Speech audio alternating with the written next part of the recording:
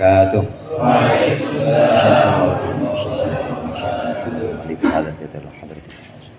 Al-Fatihah. Alhamdulillahirabbil alamin. Iyyaka na'budu wa iyyaka nasta'in.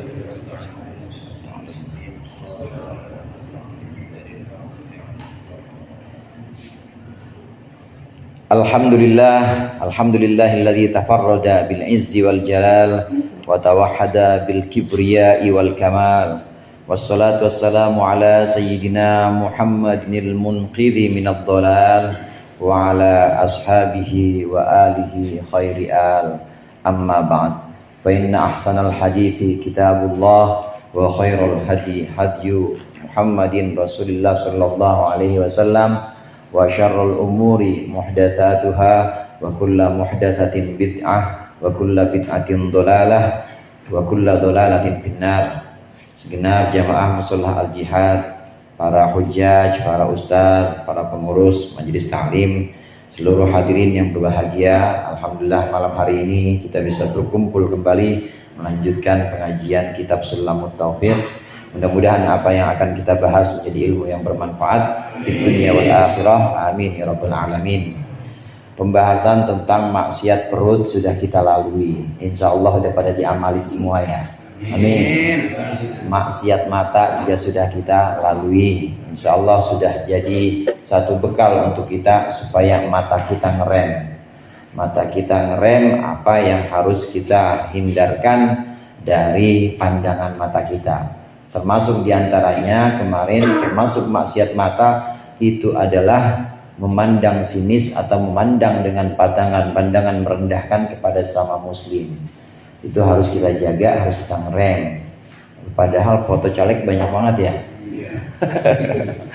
Nah itu merem dah, merem. Jangan terus kita lihat tapi lihat dengan pandangan menghinakan. Jangan. Boleh lihat aja, tapi jangan sinis, jangan merendahkan. Ya di mana-mana, di tiap tiang listrik ada, di pohon ada ya. Yaitu pandangan kita itu termasuk pandangan apabila kita memandang dengan cara meremehkan maka termasuk maksiat mata. Yang berikut ini adalah pembahasan tentang maksiat lisan. Lisan secara harfiah itu artinya lidah. Lidah memang tak bertulang. Karena nggak bertulang dia bisa ngomong apa aja. Lidah inilah yang banyak membuat manusia terjerumus ke dalam neraka.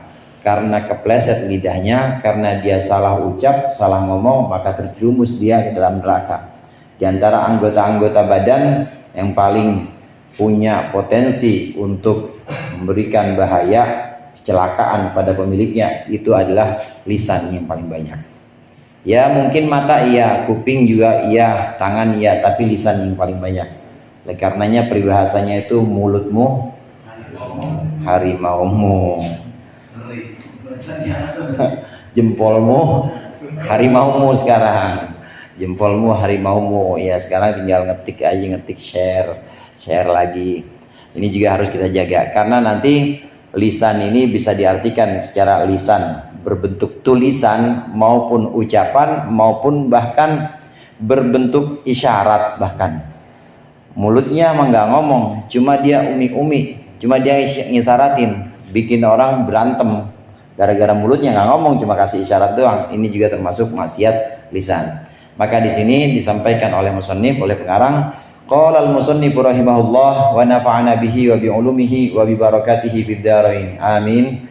Faslun wa min ma'asil lisani al-ghibatu wa hiya dzikruka akhakal muslima bima yakrahuhu wa in kana fihi. Yang pertama termasuk maksiat lisan, maksiat mulut itu adalah al-ghibatu, ghibah. Apa itu ghibah? Dzikruka akhakal muslim. Ghibah itu adalah engkau menyebutkan saudara muslimmu bima yakrahuhu, dengan sesuatu yang saudaramu tidak suka. Wa in kana fihi, meskipun sesuatu itu memang ada dalam saudaramu tadi.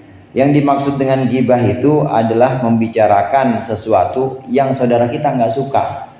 Kalau saudara kita dengar pasti dia nggak suka. Meskipun itu memang kenyataannya begitu. Pernah satu waktu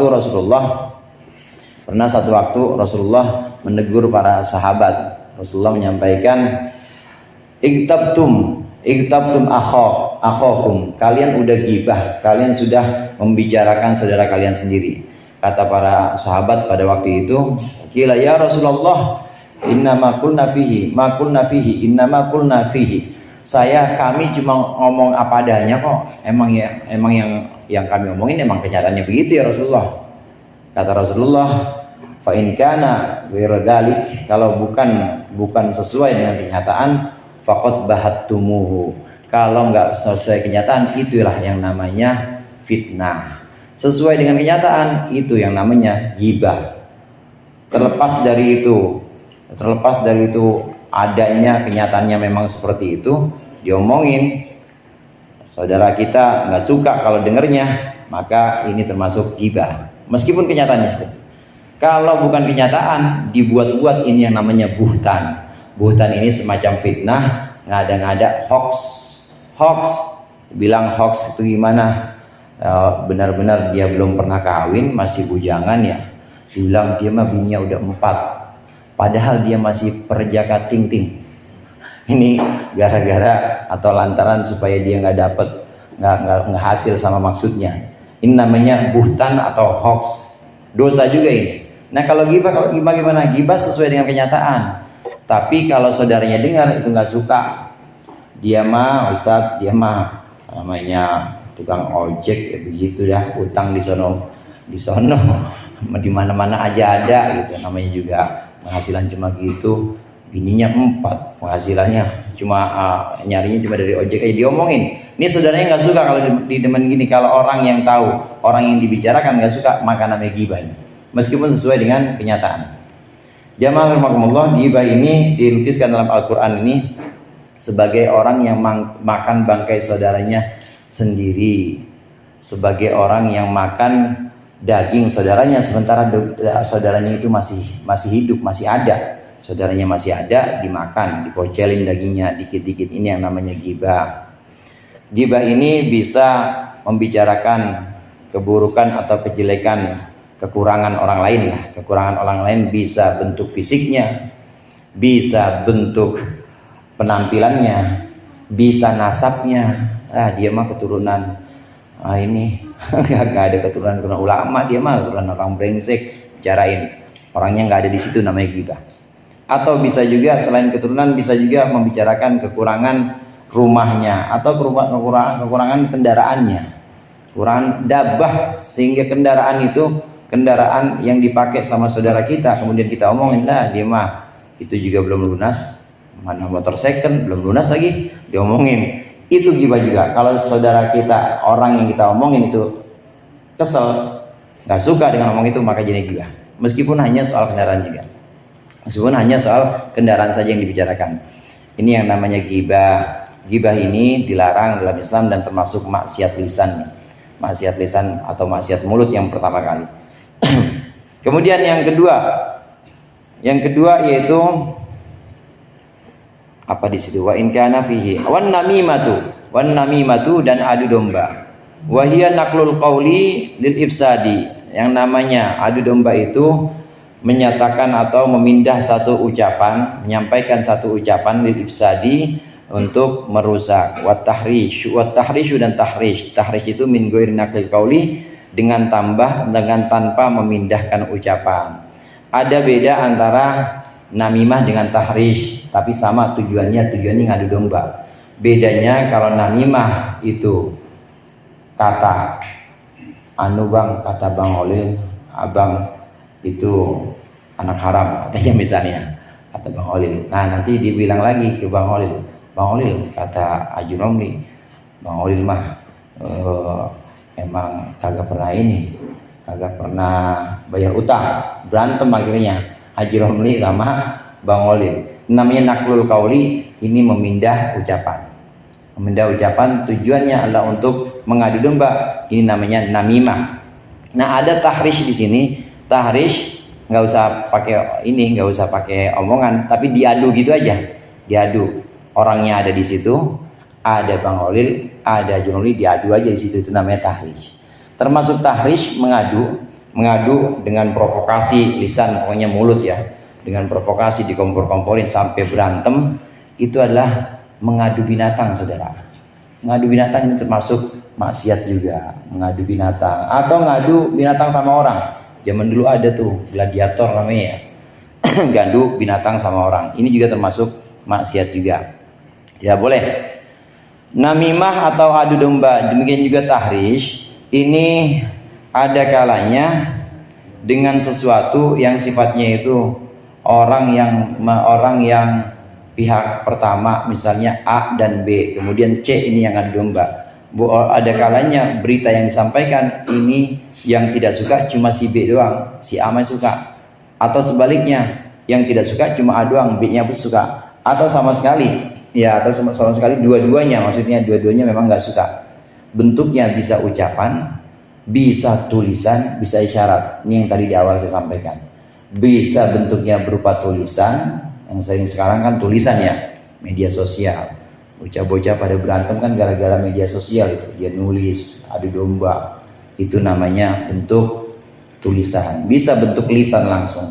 Atau bahkan bisa bentuk isyarat. Isyarat yang saya maksud tadi, dia nggak ngomong nggak apa, tapi mulutnya atau anggota badannya ini memberikan isyarat. Maka ini termasuk namimah, termasuk adu domba. Haram hukumnya. Haram, bisa memecah belah. Kemudian yang berikutnya, walau bainal, ini yang tadi saya maksud, walau bainal bahaimi, meskipun diantara binatang, mengadu binatang maksudnya. Ini juga termasuk maksiat lisan atau maksiat mulut. Wal kadzibu, dan berbohong, wa huwa al kalamu bi khilafil waqi', yang namanya bohong itu adalah bicara tidak sesuai kenyataan. Jamaah rahimakumullah, termasuk maksiat lisan, maksiat mulut itu adalah berbohong. Berbohong dengan segala macam jenisnya. Berbohong disebutkan di sini oleh pengarang, yang dimaksud dengan berbohong al kalamu bi khilafil waqi', yaitu ngomong tidak sesuai dengan kenyataan, dan kenyataannya dijelaskan oleh Syari atau Sainawi Banten penjelasannya. Dan yang tidak sesuai kenyataan ini adalah berupa sesuatu yang cacat atau kekurangan seseorang. Ini namanya kadzib, namanya bohong. Tapi kalau berupa kelebihan seseorang, ini nggak disebut dengan bohong. Contoh begini misalnya, kalau saya bilang pedagang misalnya, pedagang atau penjual dibilang ini barang baru bang, padahal second, dia bilang ini barang baru. Ini kan tidak sesuai dengan kenyataan, dan yang ditutupi adalah sesuatu yang sifatnya cacat atau kekurangan. Kekurangannya ini ditutup-tutupi, maka ini termasuk bohong. Nah, kalau ada sesuatu yang ditutupi terhadap seseorang dan ini untuk memberikan kebahagiaan atau untuk menyenangkan orang yang dimaksud, maka tidak termasuk bohong yang dilarang. Atau saya bilang begini sama Bang Olil, bilang, "Bang, ganteng banget kan malam ini." Saya bilang gitu. Nah, itu tujuannya cuma buat nyenengin, maka itu boleh. Atau sama istri ngomong, "Cakep banget mak hari ini mak." Padahal mah kita tahu ya begitu-gitu aja. Itu bohong yang kayak gitu boleh, diperbolehkan. Ini namanya idkhalus surur. Idkhalus surur itu memberikan kebahagiaan kepada seorang. Kadang-kadang boleh dengan sesuatu yang di luar kenyataan. Kenyataannya nggak begitu, tapi kita maksudnya adalah untuk menyenangkan orang lain, boleh. Enak banget nih Pak Ali sotonya, padahal asin banget gitu misalnya, boleh. Gara-gara gratis makanya saya bilang enak. Itu namanya idkhalus surur, supaya orang senang. Nah, yang seperti ini, bohong yang seperti ini boleh, diperbolehkan. Di antara bohong dengan segala macam jenisnya, seorang para ulama dan diantaranya Imam Al-Fashani ini mengatakan, al-kidbu kulluhu ithmun illa ma nafa'a bihi musliman aw dafa'a bihi andaini. Semua bohong itu hukumnya dosa, kecuali yang memang bermanfaat untuk seseorang. Kayak tadi, untuk menyebabkan atau untuk menyenangkan seorang boleh. Untuk menyenangkan istri boleh yang bohong kayak begitu. Atau untuk mencegah satu kerusakan dalam agama boleh. Tahu nggak misalnya orang-orang ditanya sama ini, tanya sama orang kampung, tanya gimana Ustaz Patah rumahnya, katanya gitu misalnya. Pokoknya Ustaz Patah pengen dihabisin. Kalau nggak ada Ustaz Patah nggak ada imam. Nah ini menyembunyikan, berbohong untuk menyembunyikan Ustaz Patah boleh, selama itu memang diukur atau dianggap sebagai sesuatu yang merusak agama.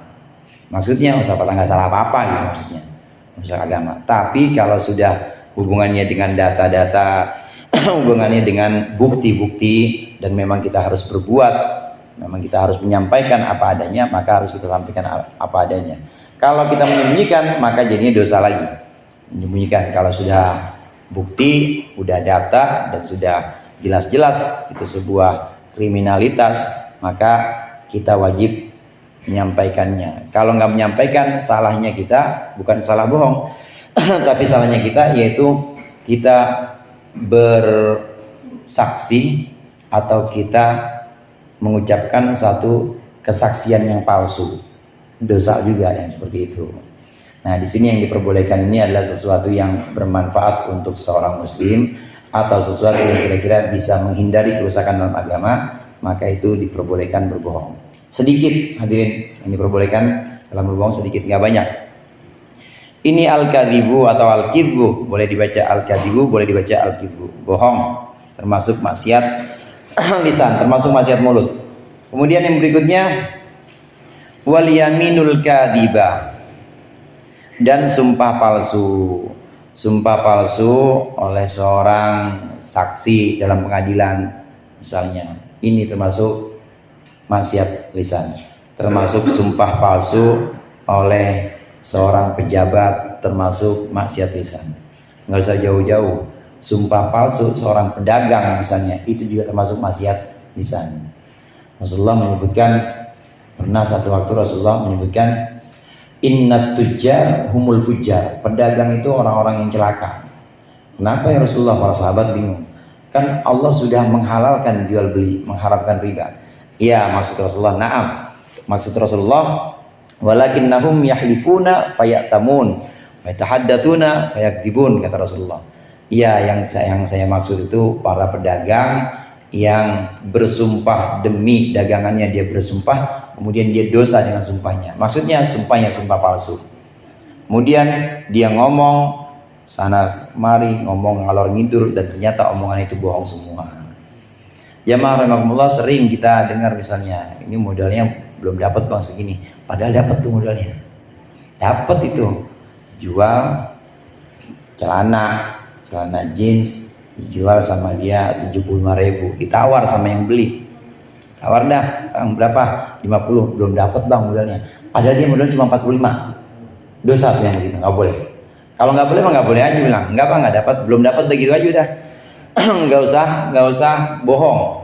Kalau dia pakai cara atau pakai kata-kata belum dapat modalnya bang segitu mah 50, padahal dia belanjanya cuma 45, dosanya dosa bohong. Kalau pakai sumpah, wallah, pakai wallah, banyak tuh di kalau kita umroh, wallah kan gitu ya, Allah, atau demi Allah bang nggak dapat dah segitu mah, atau demi Allah bang saya nggak bakal jual, ama abang gak bakal saya jual, sama orang lain gak bakal saya jual. Tahu-tahu ada orang nawar segitu, dikasih sama dia. Dosa itu dia. Dosa itu yang namanya al-yaminul kadhib, yang namanya sumpah palsu. Sumpah palsu ini bisa dilakukan atau bisa bikin kepleset siapa aja, ya pedagang, ya pejabat, termasuk ya orang-orang, termasuk para ustadz juga, itu bisa terjerumus dalam sumpah palsu. Sumpah palsu ini termasuk maksiat lisan. Kemudian yang berikutnya wal qadzaf. Qadzaf itu menuduh. Wal fanul qadzaf katsiratun, dan lafaz-lafaz qadzaf banyak. Hasiluha kullu kalimatin tansibu insanan aw wahidan min qarabatihi ila zina. Yang dimaksud dengan qadzaf atau tuduhan yaitu sesuatu yang menyebabkan satu kalimat yang menuduh atau menyebabkan seseorang itu tertuduh sebagai pelaku zina. Fahiya qadabun liman nusiba zina ilaih. Maka itu adalah tuduhan untuk orang yang dituduh sebagai zina. Ini ada kalanya imma sorihan mutlakon, ada kalanya sorih jelas, au kitabatan atau kinayatan, maaf, atau kinayah dengan ini, dengan kinayah, dengan perumpamaan tidak langsung, biniyatin dengan niat. Qadab menuduh. Qadab ini khusus tuduhan untuk zina. Ada orang menuduh zina, maka namanya qadab. Ada hukumannya, had istilahnya. Dalam Al-Quran itu ada yang disebut hukuman-hukuman had atau hudud. Ini hukuman-hukuman yang dalam Al-Quran memang disebutkan jumlahnya. Di antaranya hadduz zina, hukuman atau ketetapan zina dalam Al-Quran ya rajam kalau udah musonat atau kalau sudah bersuami beristri, udah punya pasangan, itu namanya had. Atau yang belum punya suami, belum punya istri, misalnya dia memang nggak punya pasangan, namanya nggak punya pasangan, nggak ada salurannya, zina. Ini 100 fajliduhum mi'ata jaldah. Emang sudah ditentukan Al-Quran 100 cambukan. Namanya had, termasuk menuduh orang melakukan zina padahal tidak terbukti, maka ini termasuk had. Ada ketentuan yang dalam Al-Quran, disebutkan dalam Al-Quran 80 cambukan nuduh orang zina. Menuduh orang zina dalam Al-Quran 80 cambukan. Dalam menuduh ini, dalam menuduh orang zina ini ada dua macam yang disampaikan oleh pengarang. Ada yang sifatnya itu sorih, ada yang sifatnya kinayah. Tapi ada satu lagi yang sifatnya itu ta'rid. Ta'rid itu mengalihkan sesuatu. Kalau dalam pasal talak atau cerai kan ada cerai sorih, ada lafadz cerai yang sifatnya sorih, ada yang kinayah. Sorih itu jelas udah nggak bisa ditafsir-tafsirin lagi dah. Kalau yang namanya sorih jelas, gue ceraiin lu, udah jelas, udah nggak perlu ditanya maksud apa bang, maksud abang? Enggak, saya maksudnya bukan cerai, udah jatuh talak udah. Namanya pakai kata-kata cerai atau pakai kata talak. Tapi ada juga yang kinayah. Kinayah itu tidak secara langsung. Nah ini perlu ditanyakan kepada pengucapnya. Bawain semua barang lu, pulang ke rumah orang tua lu, misalnya. Gitu, pulang ke rumah orang tua lu. Maka ini harus ditanyain. Mertuanya misalnya apanya? Nah, maksud ente apa? Disuruh pulang itu anak saya. Tanyain. Enggak, Mbak, liburan maksudnya. Suruh liburan aja namanya. Tahun baru pengen ketemu sama orang tuanya kali, harus tanyain, namanya kinayah. Nah demikian juga menuduh orang zina. Ini ada yang sifatnya soreh. Soreh itu ente zina ya, atau ente udah zina ya, itu soreh udah. Atau ente apa selain zina, ente berhubungan intim ya, ente main, udah, itu namanya udah soreh, namanya menuduh dengan cara soreh. Ada yang kinayah. Kinayah itu dengan satu lafadz yang memang belum tentu zina artinya. Ya. Lu lagi kumpul-kumpul serumah lu ya. Nah itu kan belum tentu. Lu kumpul-kumpul serumah ya sama si Anu. Ini namanya menuduh tapi dengan kinayah. Ada satu lagi namanya ta'rid. Ta'rid ini menuduh tapi tidak dengan bahasa yang dua tadi, tidak dengan bahasa yang jelas, tidak juga dengan bahasa kinayah, tapi dengan julukan misalnya. Anak haram misalnya begitu. Anak haram berarti dia nuduh bapaknya itu zina. Ini namanya ta'rid. Tiga-tiganya dari model qadzaf atau tuduhan ini maka harus mendatangkan saksi. Harus mendatangkan saksi. Orang yang menuduh zina maka harus mendatangkan saksi. Saksinya 4 orang laki-laki saudara. Harus laki-laki semua. Dan 4 orang laki-laki sendiri ini harus benar-benar melihat langsung keluar masuknya zakar ke dalam farji, seperti melihat langsung cincin masuk ke tangan saya begini. Ini. Harus melihat langsung begini. Kalau dari kejauhan saja remeng-remeng nggak sah kesaksiannya. Itu yang namanya saksi zina, saksi untuk zina. 4 orang ini harus benar-benar melihat. Ngelihat pakai video apa boleh, nggak usah di videoin, kagak boleh, harus langsung empat-empatnya. Nah kalau ternyata nggak terbukti, yang menuduh ternyata satu orang, dia datengin 3 orang yang lain, yang ngelihat cuma dia doang, yang lain tidak terbukti, ditolak, maka ini para saksi ini harus diberi had atau hukumannya lebih rendah dibanding zina, hukumannya sampai 80 kali cambuk. Kalau zina kan 100. Ada ayatnya, walladzina yarmunal muhsanat fajliduhum tamanina jaldah. Orang yang menuduh orang zina, maka cambuklah mereka hingga 80 kali cambukan. Para ulama termasuk diantaranya ijma para sahabat, ada yang menerapkan sampai 80 cambukan. Boleh juga lebih kurang, tapi maksimal 80.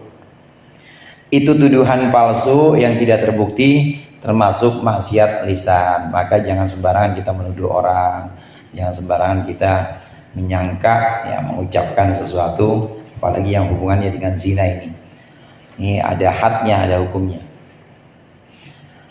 Dan selain dicambuk 80, disebutkan dalam Al-Quran itu, fajliduhum thamanina jaldah, kemudian wala taqbalu lahum syahadatan abadah, dan janganlah kalian terima kesaksian dari mereka selamanya. Udah, kalau udah cacat, udah pernah nuduh orang, nggak terbukti, udah jangan terima lagi. Persaksiannya di pengadilan udah ditolak dan udah di blacklist sama pengadilan. Ini udah ada track record, udah ada rekam jejaknya, pernah menuduh palsu, maka udah nggak bisa dipakai lagi kesaksiannya. Jangan terima. Ini untuk tuduhan zina. Maka jaga lisan kita agar tidak sembarangan menuduh. Kemudian masih tentang haddul qadzaf atau tuduhan zina. Wa yuhaddul qadhibu ila tamanina jaldatan waraqiqu nisfaha. Dan orang yang menuduh zina, jika tidak terbukti maka dia akan dicambuk 80 kali cambukan. Warraqiqu nisfaha, sedangkan budak itu separohnya. Kalau yang nuduh ini budak lebih ringan, 40 cambuk. Tapi kalau seorang merdeka menuduh orang lain zina tidak terbukti, maka 80 cambukan. Nah, kemudian termasuk maksiat lisan, maksiat mulut, harus kita hindari. Wa minha sabbus sahabati, diantaranya adalah mencaci sahabat. Mencaci sahabat artinya mencaci ya para sahabat Rasulullah Shallallahu Alaihi Wasallam.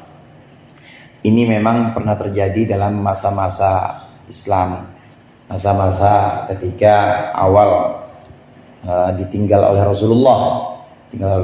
Ada sebagian orang-orang munafik juga yang ngompor-ngomporin, memang orang munafik, kemudian mencaci para sahabat. Yang kita kenal itu antara Sayyidina Ali dengan Sayyidina Muawiyah. Sayyidina Ali dengan Sayyidina Muawiyah dua-duanya sahabat. Nggak ada yang boleh dicorengkan namanya, atau nggak ada yang boleh dicela. Nggak boleh kita mencela salah satu dari sahabat Rasulullah. Kata Rasulullah, man sabbal anbiya qutila wa man sabba sahabati atau ashabi jullida. Siapa yang mencaci, siapa yang mencela para nabi, maka dia layak dijilid atau dicambuk. Kutilah, layak dibunuh. Siapa yang mencela sahabatku, jullida, maka layak dijilid, layak dicambuk. Wa man sabba aliyan faqad sabbani, kata Rasulullah. Siapa yang mencela Ali, maka sama saja dia mencela aku. Wa man sabbani faqad sabballah. Siapa yang mencela aku, maka dia telah mencela Allah. Nggak boleh. Kita Ahlussunnah wal Jamaah ini ada di tengah. Ahlussunnah wal Jamaah itu semua golongan yang menghormati dan mentakzimkan sahabat, siapapun itu, Sayyidina Muawiyah, Sayyidina Tolha, atau yang ada di kubu Sayyidina Ali misalnya, Sayyidina Ali, semuanya ini semua kita hormati dan kita takzimkan. Kalau ada orang ngomongin kejelekan para sahabat, diem aja kita atau tinggalin, jangan. Karena memang ada sebagian Rafidhah namanya. Rafidhah itu satu golongan kelompok Syiah dulu itu ada namanya kelompok Rafidhah yang mencela para sahabat selain Sayyidina Ali. Jadi semua sahabat itu dicela sama dia, termasuk Sayyidina Umar, Sayyidina Abu Bakar, Sayyidina Utsman, ini termasuk dicela oleh Rafidhah. Nah, ini kita jangan seperti ini. Namanya orang-orang yang terlalu mencintai Sayyidina Ali sehingga dia mencela sahabat-sahabat yang lain. Dan tidak boleh kita juga mencela Sayyidina Ali. Jelas-jelas tadi hadisnya, man sabba sa'aliyan faqad sabbani. Siapa orang yang mencela Ali maka sungguh telah mencela aku, kata Rasul. Ini memang pernah terjadi. Pernah terjadi di masa-masa awal Islam ketika awal-awal ditinggalkan oleh Rasulullah SAW. Jadi hadirin, seolah-olah Rasulullah udah tahu. Emang udah Rasulullah, orang Jawa bilang itu weruh sadurunge winarah. Ya, iya. Pokoknya waskito itu maksudnya tahu sebelum kejadian. Rasulullah tahu akan ada pertentangan atau perselisihan antara sahabat, saling mencela, kemudian saling memuji, mencela para sahabat. Dan Rasulullah sudah menyampaikan ini, jangan diantara kalian ada yang mencela sahabatku. Maksiat lisan termasuk diantaranya adalah mencela para sahabat. Semua kita Ahlussunnah wal Jamaah, apalagi An-Nahdiyah, kita Ahlussunnah yang NU, itu memang menghormati dan mengagungkan semua sahabat. Memang ada bedanya saudara. Di dunia itu peta pemikiran di dunia ya, peta pemikiran di dunia, kalau bukan Ahlussunnah ya Syiah, begitu doang. Kalau bukan Syiah ya Ahlussunnah. Siapa itu Syiah? Syiah itu adalah orang-orang yang mencintai Sayyidina Ali, benar-benar cinta kepada Sayyidina Ali. Banyaknya di Iran Syiah. Nah, kalau bukan Syiah Ahlussunnah. Kalau bukan Ahlussunnah ya Syiah gitu aja. Cuma Ahlussunnah yang ada di dunia saking besarnya memang Ahlussunnah as-sawadul a'dham. Ahlussunnah itu adalah golongan yang paling besar dibanding Syiah. Lebih besar Ahlussunnah wal Jamaah, lebih besar yang bukan Syiah. Tapi saking besarnya Ahlussunnah wal Jamaah juga macam-macam. Ada Ahlussunnah wal Jamaah ciri khasnya memang menghargai Sayyidina Ali dan menghargai semua sahabat. Jadi sifatnya itu semua sama dimuliakan, tidak lebih berat ke Sayyidina Ali. Kalau Syiah memang lebih berat cintanya kepada Sayyidina Ali. Nah, kalau Ahlussunnah sama semua sahabat. Nah, Ahlussunnah wal Jamaah yang ada di dunia kadang-kadang disebut dengan Sunni. Ini ciri khasnya tadi, tapi saking banyaknya maka ada sebagian mereka mencintai sahabat, tapi ada juga yang mengharamkan tahlil, ada juga yang mengharamkan ziarah, ada juga yang sifatnya itu menentang tradisi-tradisi leluhur atau tradisi orang-orang soleh yang padahal dilakukan oleh para tabi'in. Ada yang begitu juga. Ahlussunnah wal Jamaah di dunia itu saking luasnya atau saking lebarnya, ada yang memang ini menentang ziarah dan sebagainya. Nah, kita Ahlussunnah wal Jamaah ala thariqati nahdlatul ulama. Kita ini Ahlussunnah wal Jamaah yang sesuai dengan jalan kebangkitan ulama. Artinya kita mewariskan ulama juga. Apa yang dilakukan oleh guru-guru kita, dari gurunya, dari ulama, dari tabi'in, ini kita amalkan. Di antaranya ziarah, di antaranya zikir bareng-bareng, tahlil, atau di antaranya thariqah, zikir thariqah tertentu seperti Qadiriyah, Naqsabandiyah. Ini termasuk kita hargai karena memang kita Ahlussunnah wal Jamaah An-Nahdiyah, Ahlussunnah wal Jamaah yang khas NU, sangat menghargai sangat menghargai pemikiran ulama. Jadi kalau kita saudara-saudara sekalian menyebut atau mendengar kata Ahlussunnah wal Jamaah, itu berarti bukan Syiah, tapi macam-macam di dunia. Nah, kita Ahlussunnah wal Jamaah yang menghargai tradisi ulama atau kebangkitan ulama, Nahdlatul Ulama. Kembali ke pembahasan ini, Ahlussunnah wal Jamaah mengagungkan sahabat, tidak mencela sahabat dan sangat menghormati para sahabat siapapun itu. Kemudian berikutnya mana tadi itu? Wasyahadatuz zur, dan kesaksian palsu, ya, wasyahadatuz zur dan kesaksian palsu. di pengadilan dipanggil, dijadikan sebagai saksi, tapi dia bersaksi palsu. Dia saksi, udah disumpah, kemudian dia saksi, betul saya kenal dengan terdakwa misalnya, dan terdakwa sudah 3 kali bertemu dengan saya, 3 kali merencanakan perampokan ini, padahal nggak pernah. Itu namanya syahadatuz zur, namanya kesaksian palsu. Kesaksian palsu ini juga termasuk suatu yang haram dan masuk pada maksiat lisan. Kemudian termasuk maksiat lisan wal khulfu fil wa'di idza wa'ada wa huwa yudmiru al khulfa, yaitu tidak menepati janji atau menyelisihi janji, mengingkari janji ketika berjanji. Wa huwa yudmirul khulfa, dan dia tidak mengeluarkan atau dia tidak menyembunyikan, dia menyembunyikan pengingkarannya itu. Udah janji dia pengen naikin haji atau pengen berangkatin umroh. Ntar bang, kalau hasil saya berangkatin umroh, udah pokoknya abang tanda tangan aja, tanda tangan nanti saya berangkatin umroh. Nah udah turun dananya, ternyata nggak juga berangkatin umroh.